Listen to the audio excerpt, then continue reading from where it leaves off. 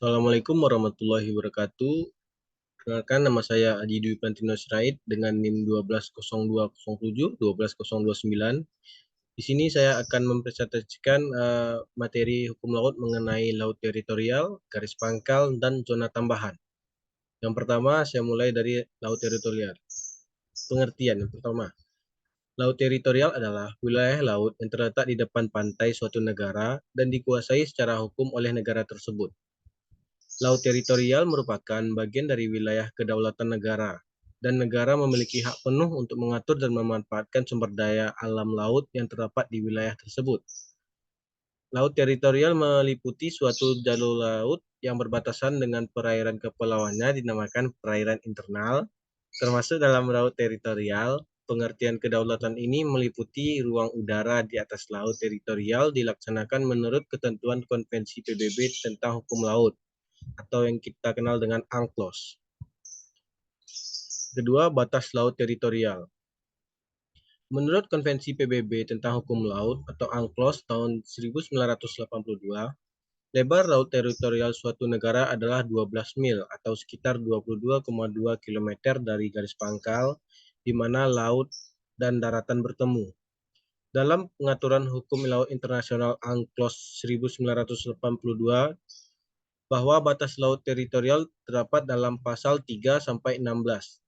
Pasal 3 berbunyi, setiap negara berhak menetapkan lebar laut teritorialnya hingga suatu batas yang tidak melebihi 12 mil laut, diukur dari garis pangkal yang ditentukan sesuai konvensi ini. Penetapan batas laut teritorial ini penting karena menunjukkan sejauh mana wilayah laut yang bisa dimiliki dan dikuasai oleh negara tersebut. UNCLOS memberikan ketentuan-ketentuan mengenai batas laut teritorialnya, antara lain, yang pertama, batas laut teritorial tidak boleh melebihi 12 mil laut dari garis pangkal kecuali ada kesepakatan antara negara-negara yang terkait. Yang kedua, jika suatu negara memiliki pulau-pulau yang terletak di dekat wilayah laut teritorialnya, maka batas laut teritorialnya akan diukur dari garis pangkal yang menghubungkan pulau-pulau tersebut. Yang ketiga, jika suatu negara memiliki pantai yang terletak di dekat laut teritorial negara lain, maka batas laut teritorial akan ditentukan berdasarkan garis tengah antara kedua negara.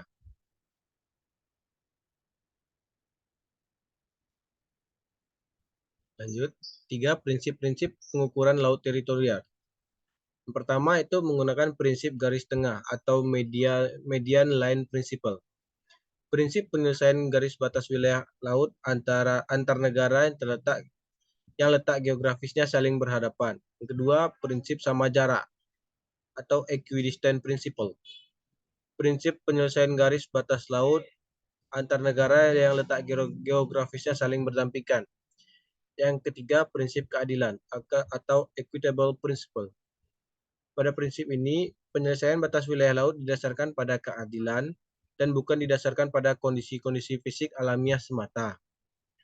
Prinsip keadilan tersebut dijadikan landasan karena dalam perundingan penyelesaian batas wilayah tersebut dipertaruhkan kepentingan ekonomi, sosial, dan budaya dari salah satu negara yang menjadi pihak dalam perundingan.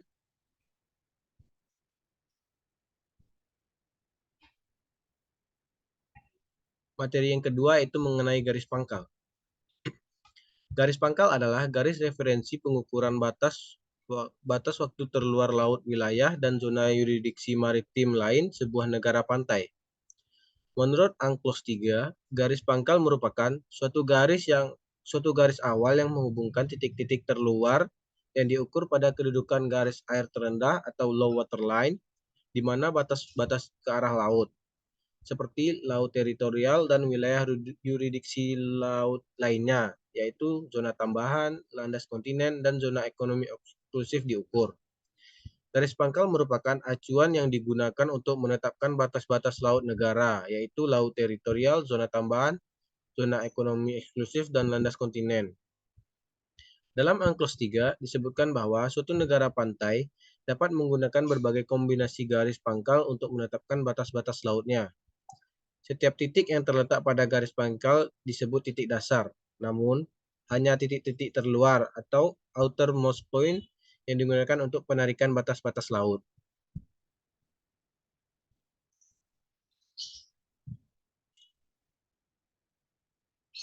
Selanjutnya,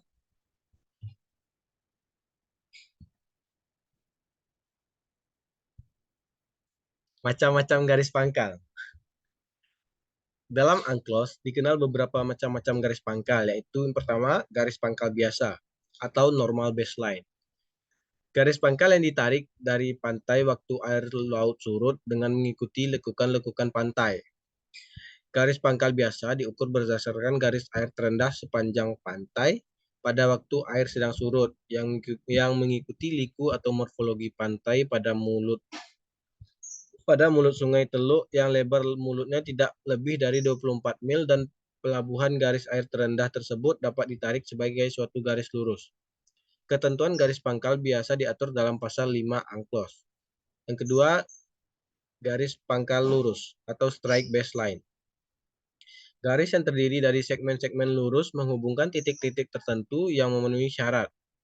Garis pangkal lurus digunakan di mana garis pantai menjorok jauh ke dalam dan menikung ke dalam atau jika terdapat suatu deretan pulau sepanjang pantai di dekatnya.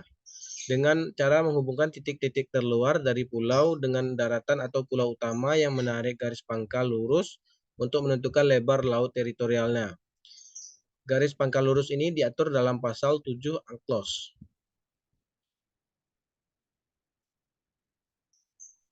Lanjut, yang ketiga, garis pangkal lurus kepulauan atau Archipelagic Strike Baseline. Garis pangkal lurus kepulauan merupakan garis pangkal yang harus diatur dalam UNCLOS 1982 sebagai akibat diakuinya konsep negara laut. Garis pangkal ini pada prinsipnya mengadopsi garis pangkal lurus, tetapi diterapkan pada suatu negara kepulauan. Garis pangkal lurus kepulauan adalah garis pangkal yang menghubungkan titik-titik terluar yang satu dengan titik-titik terluar pulau lain yang ada di dalam negara kepulauan tersebut. Dalam pengertian pulau terluar ini juga termasuk karang kering terluar.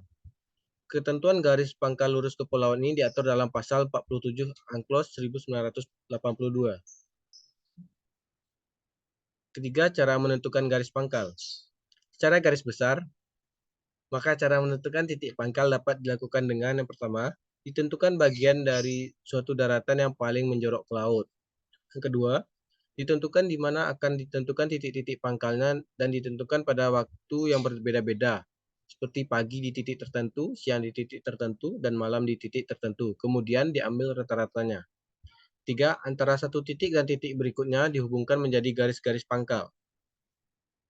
Di samping cara-cara menentukan garis pangkal, terdapat pula objek khas yang juga dapat dijadikan sebagai titik-titik dalam penerapan garis pangkal lurus maupun garis pangkal kepulauan, yaitu yang pertama karang. Menurut pasal 6, karang dapat dijadikan sebagai titik-titik dalam penetapan garis pangkal.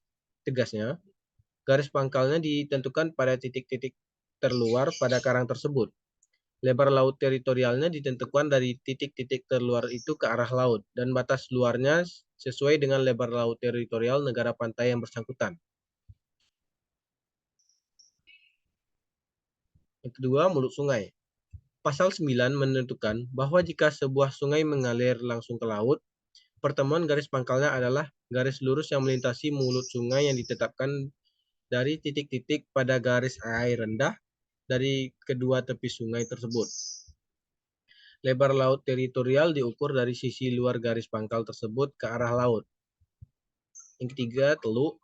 Pada pasal 10 ayat 2, untuk tujuan konvensi sebuah teluk adalah sebuah lekukan yang tanda-tandanya tampak jelas dan lekukan itu berbanding sedemikian rupa dengan lebar mulutnya sehingga menimbulkan bagian perairan yang tertutup dan yang bentuknya lebih dari sekedar suatu lekukan atau lekukan pantai. Selanjutnya yaitu pelabuhan. Pasal 11 konvensi menentukan bahwa untuk maksud penetapan batas laut teritorial, instalasi-instalasi permanen yang terluar ini dan yang merupakan bagian integral dari sistem kepelabuhan dianggap sebagai bagian dari pantai. Selanjutnya, tempat berlabuh di tengah laut. Pasal 12 konvensi menjelaskan tempat berlabuh di tengah laut yang biasa dipakai untuk memuat, membongkar, dan menambat kapal dan yang terletak seluruhnya atau sebagian di luar batas laut teritorial, termasuk laut teritorial. Selanjutnya itu elevasi surut. Dalam pasal 13 ayat 1, elevasi surut adalah suatu wilayah daratan yang terbentuk secara alamiah yang dikelilingi dan berada di atas permukaan laut pada waktu air surut, tetapi berada di bawah permukaan laut pada waktu air pasang. Dalam hal suatu elevasi surut terletak seluruhnya atau sebagian pada suatu jarak yang tidak melebihi lebar laut teritorial dari daratan utama atau suatu pulau. Maka garis air surut pada elevasi demikian dapat digunakan sebagai garis pangkal untuk menentukan pengukuran lebar laut teritorial. Materi selanjutnya itu mengenai zona tambahan. Pengertian zona tambahan.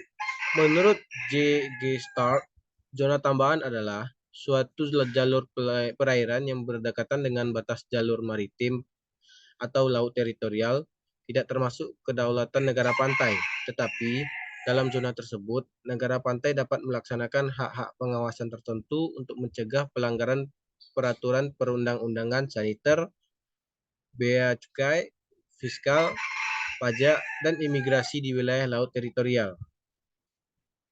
Menurut pasal 33 ayat 1 dan 2 konvensi secara umum menyatakan bahwa zona tambahan adalah suatu zona perairan yang berbatasan dengan laut teritorial yang lebar maksimumnya adalah 24 mil laut diukur dari garis pangkal dari mana lebar laut teritorial itu diukur. Pengertian zona tambahan dan konvensi PBB dengan konvensi hukum laut Jenewa 1958 memiliki 3 perbedaan. Di antaranya yaitu yang pertama, lebar maksimal hukum laut UNCLOS 1982 maksimalnya adalah 24 mil laut, sedangkan konvensi laut Jenewa 1958 adalah 12 mil laut. Diperlebarnya zona tambahan dari 12 mil menjadi 24 mil. Dalam konvensi hukum laut Jenewa, tepatnya pada pasal 24, hanya terdapat kata regulation, sedangkan dalam konvensi hukum laut PBB ada tambahan kata law. Yang ketiga, adanya garis tambahan antara dua negara yang berbatasan, baik dalam posisi berhadapan maupun posisi berdampingan. 2. Fungsi zona tambahan. Aturan zona tambahan dalam UNCLOS Pasal 24 ayat 1, zona tambahan melakukan pengawasan yang digunakan dalam pertama, mencegah adanya pelanggaran-pelanggaran perundang-undangan yang berkaitan dengan masalah bea cukai, perpajakan, keimigrasian, dan kesehatan atau saniter. Kedua, memberikan hukuman terhadap berbagai pelanggaran ataupun peraturan perundang-undangan di atas.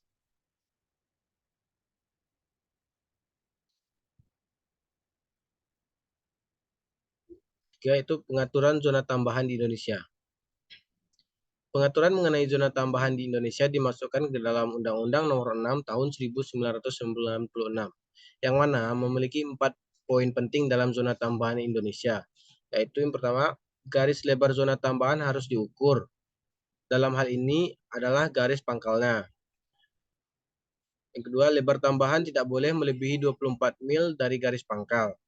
Yang ketiga, karena lebar 12 mil dari garis pangkal adalah laut teritorial, maka lebar zona tambahan adalah 12 mil. Laut atau biasa disebut dengan zona tambahan selalu berdekatan dengan laut teritorial. 4. Negara pantai pada zona tambahan hanya memiliki yurisdiksi terbatas sebagaimana dalam pasal 33 ayat 1 Konvensi PBB tahun 1982. Hal ini berbeda dengan laut teritorial yang memiliki kedaulatan penuh dan hanya dibatasi oleh hak lintas damai. Sekian hasil presentasi saya mengenai laut teritorial, garis pangkal, dan zona tambahan. Apabila ada kesalahan, mohon dimaafkan. Assalamualaikum warahmatullahi wabarakatuh.